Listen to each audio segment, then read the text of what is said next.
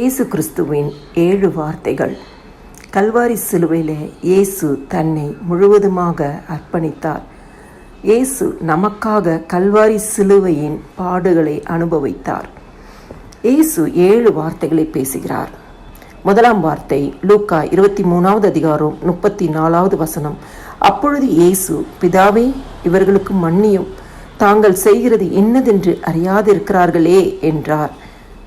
கிறிஸ்துக்குள் பிரியமானவர்களே, ஆண்டவராகிய இயேசு கிறிஸ்து இந்த இடத்துல அடிகள் பட்டார், அவமானங்கள் பட்டார், அவர் சதைகள் கிழிக்கப்பட்டது, அவருக்கு முள்முடி சூட்டப்பட்டது, எத்தனையோ வகையான நிபச்சல்களை அவர் மேல் வைக்கிறாங்க, காரி துப்புறாங்க. ஆனால் அது எல்லாவற்றையும் ஆண்டவராகிய இயேசு கிறிஸ்து மன்னித்து விட்டார்.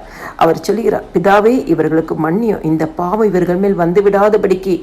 அந்த மரண வேதனையிலையும் அவர் ஜெபிக்கிற ஒரு தேவனாக, அன்பான தேவனாக, இரக்கமுள்ள தேவனாக, கிருபையுள்ள தேவனாக காணப்படுகிறார்.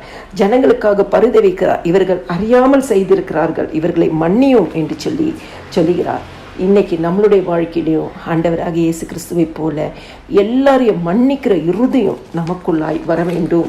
தீர்க்க தரிசனம் நிறைவேறும்படியாய் இந்த வார்த்தைகள் நிறைவேற்றப்பட்டது.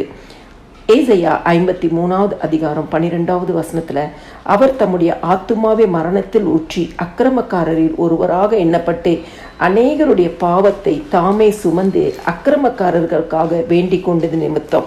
இந்த இடத்துல ஜனங்கள் அவருக்கு விரோதமாக அக்கிரமம் செய்தார்கள். ஆனாலும் ஆண்டவராகிய இயேசு கிறிஸ்து தீர்க்க தரிசனம் நிறைவேறும்படியாய் தம்முடைய சுவாபத்தை, மன்னிக்கிற சுவாபத்தை இந்த இடத்துல அவர் வெளிப்படுத்துகிறார். கிறிஸ்துக்குள் பிரியமானவர்களே, அது மாத்திரமல்ல, ஆண்டவர் இந்த பூமியில இருக்கும் பொழுது மத்தேயு 5ஆம் அதிகாரம் 44வது வசனத்துல சொல்லுகிறார், நான் உங்களுக்கு சொல்லுகிறேன், உங்கள் சத்துருக்களை சிநேகியுங்கள், உங்களை சபிக்கிறவர்களை ஆசீர்வதியுங்கள், உங்களை பகைக்கிறவர்களுக்கு நன்மை செய்யுங்கள், உங்களை நிந்திக்கிறவர்களையும் உங்களை துன்பப்படுத்துறவர்களுக்காகவும் ஜெபம் பண்ணுங்கள். ஆண்டவர் அதை பூமியில அவர் நடந்த விதத்தை சிலுவை மரணத்துல அவர் நிறைவேற்றி காண்பித்தார். அவர் சொன்னது மாத்திரம் இல்ல, அவர் சொன்னதை செய்து முடிக்கும் தெய்வன்.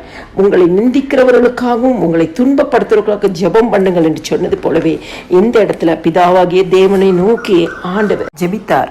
எபேசியர் 4:32 சொல்லுகிறது போல, கிறிஸ்துவுக்குள் தேவன் உங்களுக்கு மன்னித்தது போல நீங்களும் ஒருவருக்கொரு மன்னியுங்கள். எல்லா துதியும் கனமும் மகிமையும் ஸ்தோத்திரமும் என் ஆண்டவராக இயேசு கிறிஸ்து ஒருவருக்கே செலுத்துகிறேன். ஆமேன்.